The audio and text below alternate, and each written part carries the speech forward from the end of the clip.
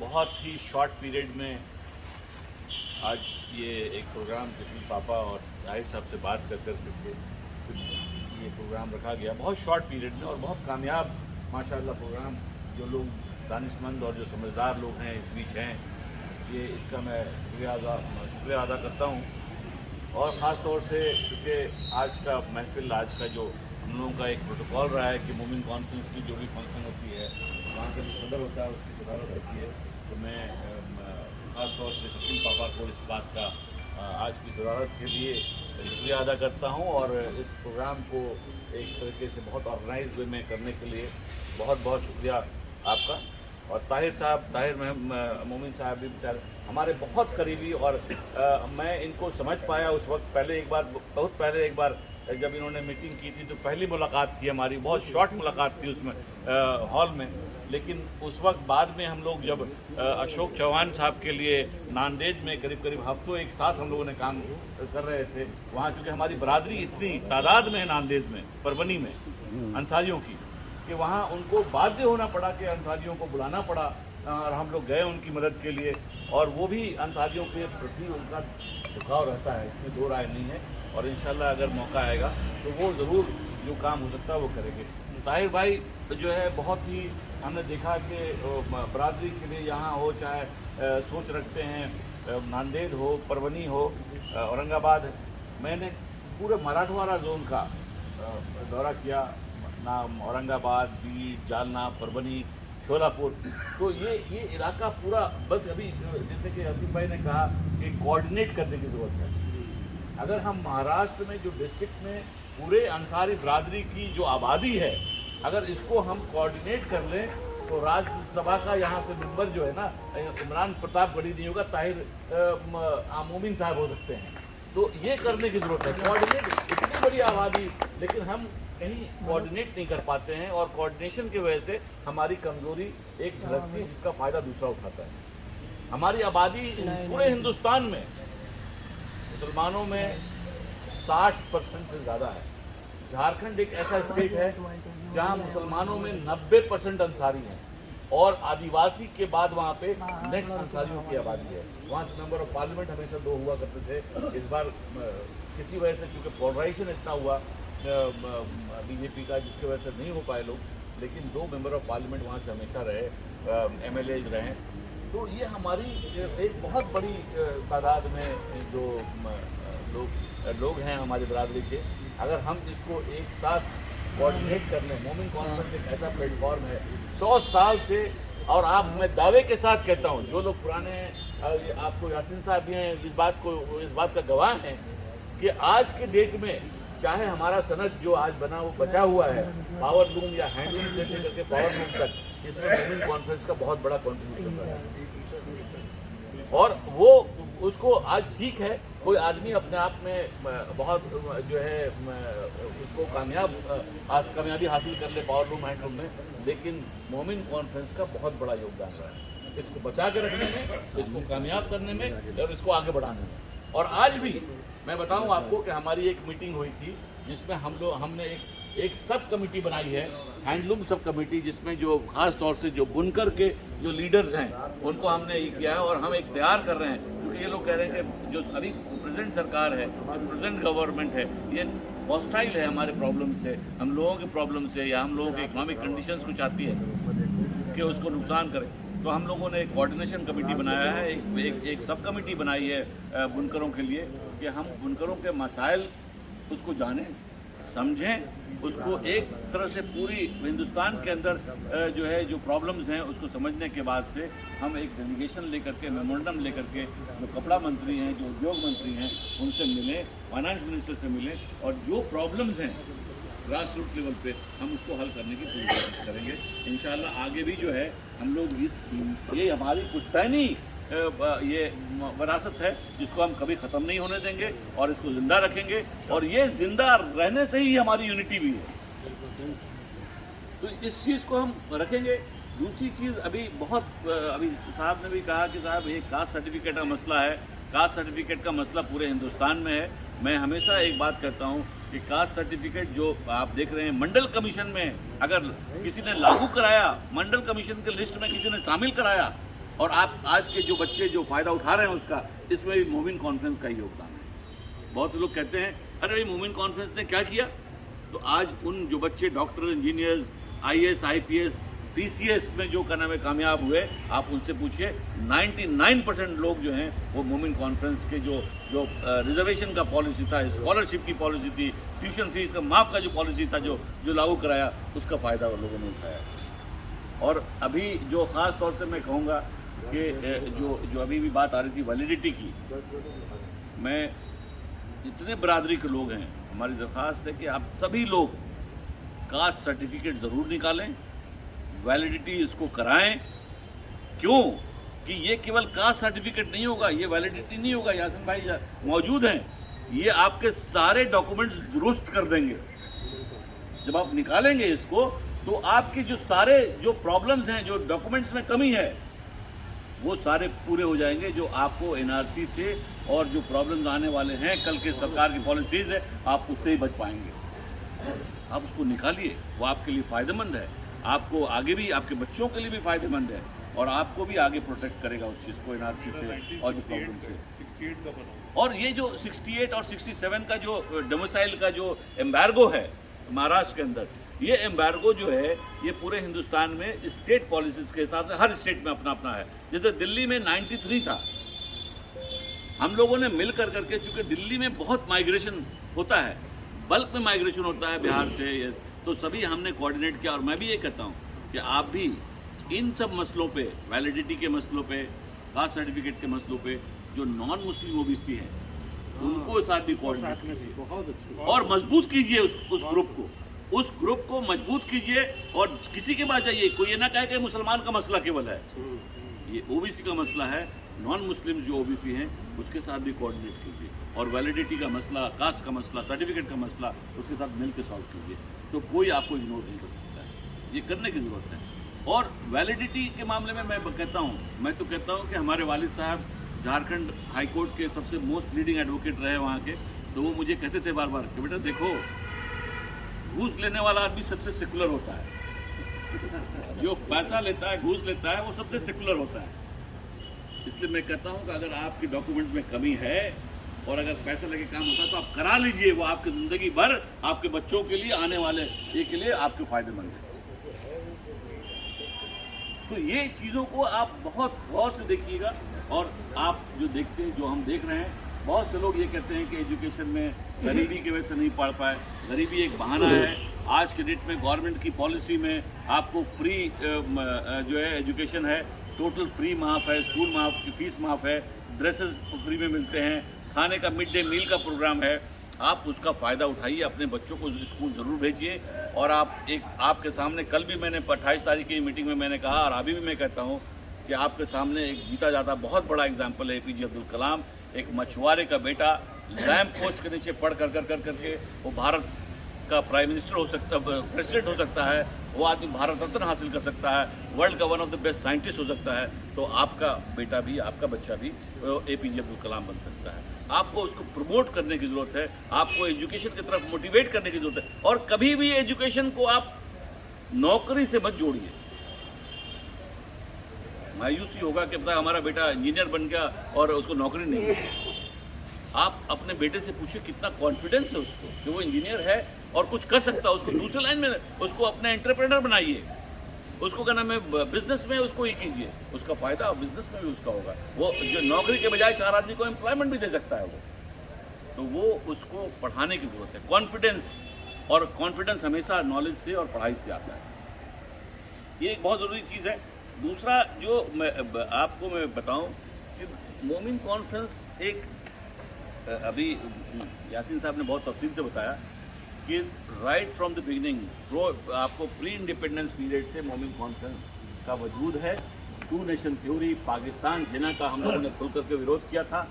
आज भी हम उसी प्रिंसिपल पे कायम हैं।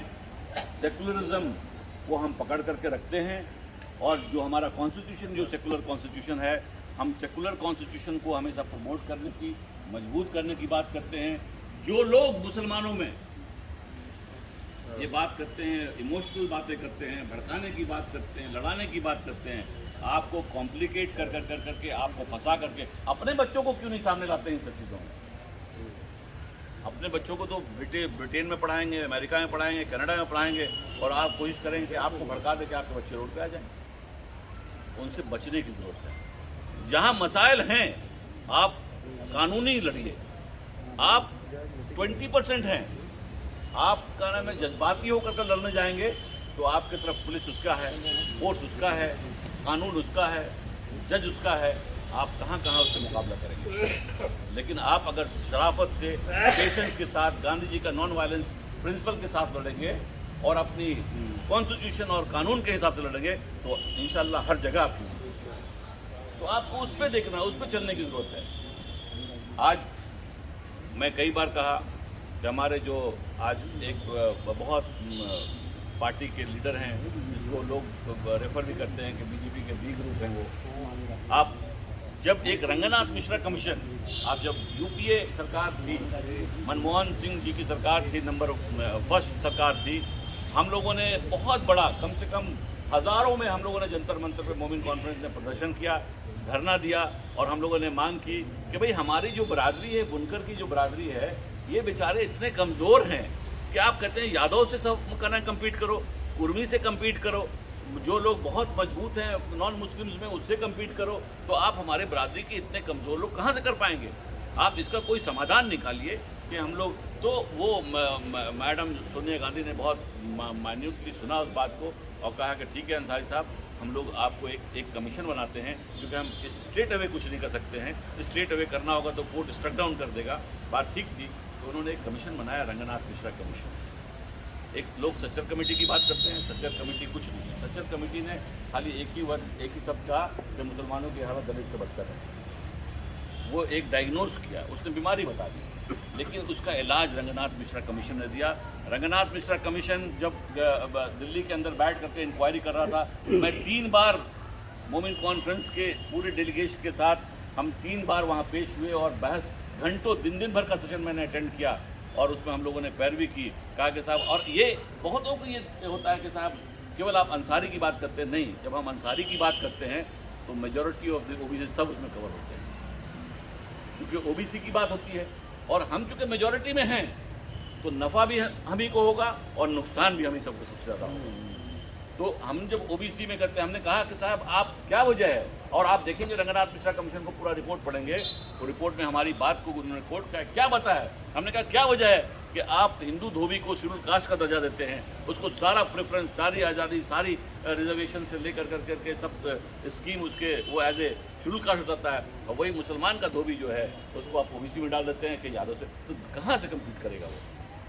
तो उसी में रंगनाथ मिश्रा कमीशन का गठन हुआ, और रंगनाथ मिश्रा कमीशन ने, जो कि हिंदुस्तान के चीफ जस्टिस थे और हिंदुस्तान के ह्यूमन राइट कमीशन के फर्स्ट चेयरमैन थे, राज्यसभा मेंबर रह चुके थे, उनके कमीशन, उनके चेयरमैनशिप में वो कमीशन था, जिसमें ताहिर महमूद साहब एक मुसलमान थे, एक क्रिश्चियन थे, और एक नॉन मुस्लिम थे, जिसमें मेंबर्स थे आशा दास।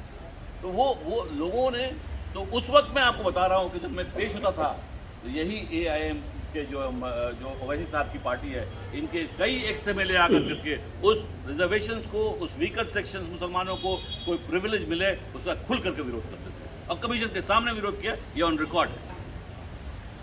समझने की जरूरत नहीं चाहते हैं कि आप तरक्की करें। वो जानते हैं कि अगर आप तरक्की किया, आपके अंदर एजुकेशन आ गया, आप अगर पावर में आ गए, आप सर्विसेज में आ गए, इकोनॉमिकली वेल ऑफ हो गए, स्ट्रांग हो गए, तो इनकी कहीं गिनती नहीं होगी। आप 85 से लेकर 90% में होगी। इस सब चीज़ों को ध्यान में रखते हुए मैं यही कहूँगा कि जज्बात से नहीं, सब लोगों को। और आज मैं ये नहीं कहता कि भाई कोई पार्टी, लेकिन आपको सोचना पड़ेगा कि नेशनल इंटरेस्ट में, नेशनल लेवल पे कौन पार्टी जो है, जो नेगेटिव आपकी तरफ हॉस्टाइल है, उसका मुकाबला कर सकता है, आपको उसका साथ देना है। जो दूसरा, जो सबसे अहम बात है कि चाहे वो कोई पार्टी में हो, मैं कहता हूँ कोई पार्टी भी हो, अगर हमारा आदमी है, मोमिन है, अंसारी है, जैसे दलित है तो वो किसी पार्टी में रहता है, वो झंडा लेकर के उसका साथ साथ चलता है। इसलिए मैं हमेशा कहता हूँ कि अगर आपका भाई अंसारी किसी पार्टी से अगर आ रहा है और उस पार्टी की मजबूती है यहाँ पे, और वो क्या नाम है कामयाब हो सकता है, तो आपको सभी झंडे छोड़ करके उसको मजबूती के साथ मदद करनी है। चाहे वो ताहिर साहब हों, चाहे आपको शकील साहब हों, उसको मदद करना। चूँकि मैं साफ कहता हूँ कि भाई जो भी हमारे लोग हैं, अगर वो जीत के आएगा, अगर आवाम की काम नहीं करेगा, रिश्तेदारों का भी काम करेगा, तो बरादरी का काम होगा उससे। तो इसलिए ऐसे लोगों को मजबूत करने की ज़रूरत है और बिल्कुल चाहे अपनी पर्सनल लेवल की जो भी झगड़ा है उसको ख़त्म कर करके ऐसे लोगों को मजबूत करके, और जब तक आपकी पार्टिसिपेशन पावर कॉरिडोर में, जैसे अभी टोरेंट का मसला अलग, जब तक कि आपका पार्टिसिपेशन पावर कॉरिडोर में नहीं होगा, कोई मसाइल आपके आप हम डिस्कस करते रहे वहाँ तक पहुँच नहीं पाएगा। तो पावर कॉरिडोर में आपको जाने की बहुत ज़रूरत है, पॉलिटिक्स में इंटरेस्ट लेने की ज़रूरत है, पॉलिटिकल लीडर्स आपके अंदर जो भी हैं उसको प्रमोट करने की ज़रूरत है। और इसको तभी मोमिन कॉन्फ्रेंस के भी जितने भी आप देखेंगे जो बड़े बड़े नेता, चाहे अब्दुल कय्यूम अंसारी साहब हों, रहमान अंसारी साहब हों, नुमानी साहब हों, अमीन साहब हों, इन लोगों ने बहुत जो है मेहनत करके और आज़ादी से लेकर अब तक मोमिन कॉन्फ्रेंस को मजबूत किया। बुनकरों के सनद के लिए हम लोग भी बुनकर के लिए काम कर रहे हैं। झारखंड में बहुत आदिवासी जो मोमिन है वो बुनकरों का काम, उस पर भी हमारा काम हो रहा है। अभी झारखंड में जो है आपने देखा होगा कि ये जो हॉस्पिटल है, वहाँ पे one of the best hospital जो है वो बुनकरों कोऑपरेटिव ग्रुप हाउसिंग सोसाइटी का ही बुनकरों का है वहाँ पे, जिसको अब्दुल रज़ाक अंसारी के नाम से है और उसको मैनेज कर रही है आपको वेदांता। तो इसलिए वैसे भी प्रिविलेज देखना है। और हमारी जो प्रॉब्लम्स हैं, चाहे स्कूल का हो मसाइल या लोकल लेवल पे हो, आप लोकल लेवल पे सब कमेटी बनाइए, उसको काम कीजिए। और मैं आपको यकीन दिलाता हूँ, वादा करता हूँ कि जो काम अगर आप यहाँ से नहीं होता है, स्टेट में नहीं होता है, अगर सेंटर से होने की चीज़ है, हम आपके साथ हैं, हर हाल में साथ हैं। उसके लिए चाहे हाई कोर्ट से लड़ना पड़े, सुप्रीम कोर्ट से लड़ना पड़ेगा, आपको सोचने की ज़रूरत नहीं है, हम लोग उसकी लड़ाई को लड़ेंगे। तो आप इस बात को, और मैं बार बार अभी भी कहा कि देखिए ये मसला 24 तक ये NRC का फिर से आने वाला है। डॉक्यूमेंट को दुरुस्त कीजिए। परवेज साहब बॉम्बे में बहुत अच्छा काम कर रहे हैं, मैंने देखा है, लाकड़ा साहब भी कर रहे हैं। आप भी यहाँ एक लोकल लेवल पे सब कमेटी बनाइए। एक कैफ़े जो इंटरनेट कैफ़े होता है उससे कोऑर्डिनेट कीजिए, नो प्रॉफिट लॉस पे उसको कहिए कि सारे डॉक्यूमेंट्स को अपडेट करें, और अपडेट करके लोगों को उनके फाइल को, जो बेचारे पढ़े लिखे नहीं हैं, जो पढ़े लिखे हैं पैसे वालों को कोई प्रॉब्लम नहीं होगा तो बेचारे गरीबों को होगा। और फिर आप जब दौड़ेंगे, जो प्रॉब्लम में आ जाएगा तो आप सॉल्व नहीं कर पाएंगे। तो अभी से उसको डॉक्यूमेंट्स को, दस्तावेज़ को बिल्कुल ठीक करना है, उनके फाइल बना करके उनको देना है और कहना है कि साहब इस फाइल के साथ बिल्कुल आप हमेशा तैयार रहो। और आपको वैसे भी मैंने कहा कि कास्ट सर्टिफिकेट बनाएंगे तो आपका सारा फाइल ठीक हो जाएगा अपने आप। वो 10 चीज़ें मांगेगा, आप 10 चीज़ देंगे, आपका अपने आप दुरुस्त हो जाएगा। तो आप कास्ट सर्टिफिकेट में फ़ायदा उठाइए, वैलिडिटी का फ़ायदा उठाइए, चाहे जैसे भी हो, जैसे मैनेज करना हो। और अभी मैं ताहिर साहब से भी रिक्वेस्ट करूँगा कि जो मसाइल कास्ट सर्टिफिकेट में आते हैं, वैलिडिटी में आते हैं, ये बात ठीक है, अगर एक आदमी जाएगा तो ताहिर साहब के लिए पॉसिबल नहीं है, तो फिर 2 दिन बाद दूसरा आदमी जाएगा, बोलेगा आप चलो मेरे साथ, तो पॉसिबल नहीं है।